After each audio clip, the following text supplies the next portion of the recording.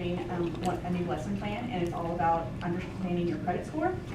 And so we're going to kind of go over that a little bit, and then we're going to play an activity that we developed, and hopefully it works out well, because no one's actually ever played this game before.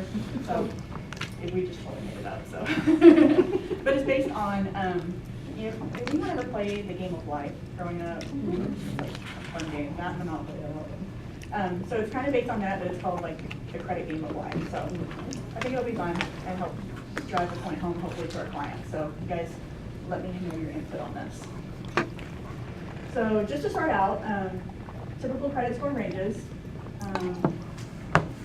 The way that it's set up in the market economy or whatever is, you know, it starts with the bad being, it ranges from like 300 to 850. So bad being in the 300s, and it goes up to fair or good and exceptional. And all of this, you know, by the time we turn 18, some fall somewhere in this range. And a lot of it depends on the things that you do with your credit, whether you pay your bills on time, whether you have, you know, if you don't have, if you turn 18, you may not have a good score just because you don't have a lot of credit out there, like you haven't taken out loans, you haven't had a credit card, you haven't bought a car, things like that. The credit score is made up of these 5 categories, the most important one being payment history.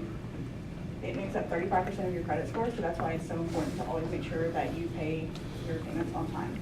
The next one being amount owed, which is basically your ratio on how much you owe as to how much credit is available. And of course, the magic number that they throw out there is 30%. So, you know, depending on your credit limit, you want to make sure that you stay at or even better below 30%.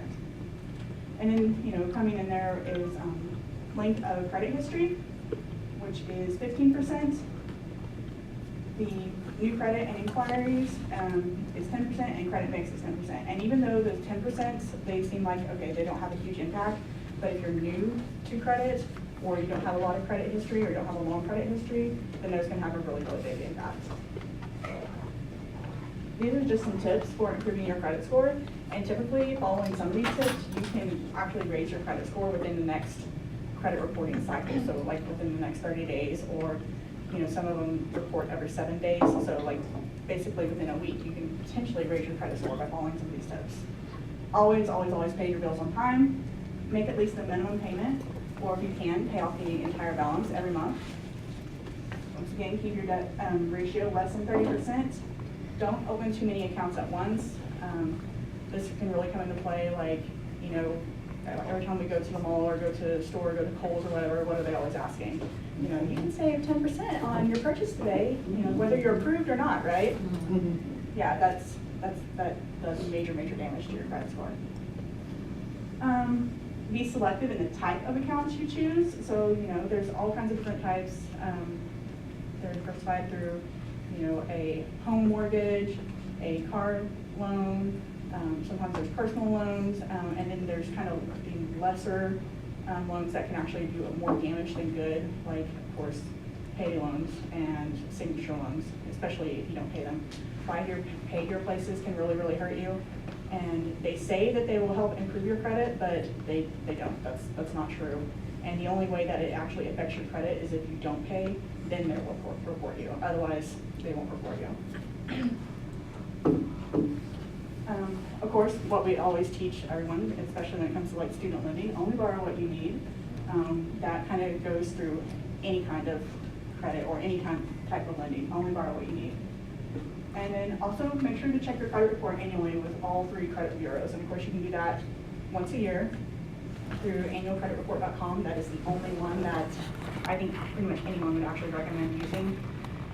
You can do that for free, and you know it's important to do that because most of the time, even every year when I check mine, I find so many mistakes. You know, incorrect spellings, random social security numbers that are attached to my name and attached to my social security number and my account. It's just all kinds of stuff. Places I've never even heard of, bills I've never heard of. So it's really, really a good thing to check that because 99.9% of the time, there's going to be at least one mistake, if not many mistakes on your credit report. Yes. So the annualcreditaccount.com Does it charge you? Annualcreditreport.com does not charge you. I'm putting it in my notes, so I'm just. Yes, annualcreditreport.com, and I'll have a resources tab on the end of this so you can get the correct spelling. And even if you put it in and put in annualcreditreport.com, you need to make sure that you go to the correct site because a couple of other sites will pop up first for some reason. But this one, it'll say annualcreditreport.com, of course, on the top. And it typically is like a blue, like a light blue, white, and maybe red color scheme. And it typically has a picture, it's a rotating picture. There might be a picture of like a goldfish in a bowl, or like a picture of like a black gloved hand holding like a credit card or something, or not a credit card, but a social security number card. So you have to be careful, make sure you go to annualcreditreport.com. And don't sign up for the credit monitoring because that will charge you, and there's really no point in doing that. That was my question, are you getting charged if you're checking it, say, every 6 months or whatever? You can check your credit report once a year. Yes. And that's with all 3 credit bureaus. So if you want to do it all 3 at once, that's fine. If you want to break it up kind of, it's not quarterly, but, every 4 months, you can do that and check like maybe Experian in the beginning of part of the year, and then in like the next 4 months check TransUnion, and the next one, check Equifax, and kind of break it up. That way you can kind of monitor things along that way. So what do you think about those companies like Credit Karma, Credit Karma, I personally use Credit Karma, but the thing about Credit Karma is that it just basically gives you, and any credit scores, there's never a hard, true, like fast credit score. There's basically a range. So Credit Karma gives you a snapshot of what your credit score is. So it's just a snapshot in time, at that time, what your credit score may be. They only pull from 2 of the credit reporting agencies, so you're going to be missing 1. So if I look on my Credit Karma, I can see, I think it's my Experian, I want to say, and TransUnion. Okay. So, and of course, there might be some stuff on my Experian that's not on my TransUnion, or vice versa. So I might have 2 different scores there, And then, of course, if you check another entity like that maybe uses Equifax, you might get a different score, and there might be different things on that as well. So it basically gives you kind of an idea of a range about where you're at. And then, of course, depending on what kind of lending you're trying to obtain, whether it be maybe a mortgage or a car or whatever, those are all weighted differently. So when you might have a 760, on your credits or on Credit Karma, but then you go to purchase a car, they're like, oh, well, it's like 720. So it could be really early different. But that kind of gives you an idea. I like to use it because just to kind of monitor where I'm at, and I experiment around with a little bit. If I pay so much on my credit cards or whatever, especially if I pay it off, my score might jump up like 50 points. Whether if I have a higher balance, then it might drop 50 points. So it's kind of neat to kind of see that. And then it also, it tells you, like, if somebody opens up a new account, like if I get a new credit card, I'll get a credit monitoring alert saying, hey, is this new card yours? Or maybe if somebody else is using my stuff, then it'll be like, hey, is this yours, or no, or whatever.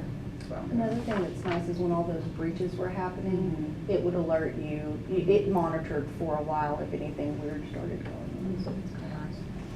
Okay, just so you guys can see the resources. So here's some of the resources. annualcreditreport.com. Of course, any of your banks, financial institutions, credit cards, a lot of them have like free scores now that you can view and track things with. I have Credit Karma on here, and also NerdWallet. I use both of those to kind of track things. But once again, with the disclaimer that it's not a true credit score. Right. So, but it's a range, it's a snapshot. And of course, oakland.org. We won't be able to tell you your credit score, but we can help you out with a lot of other things.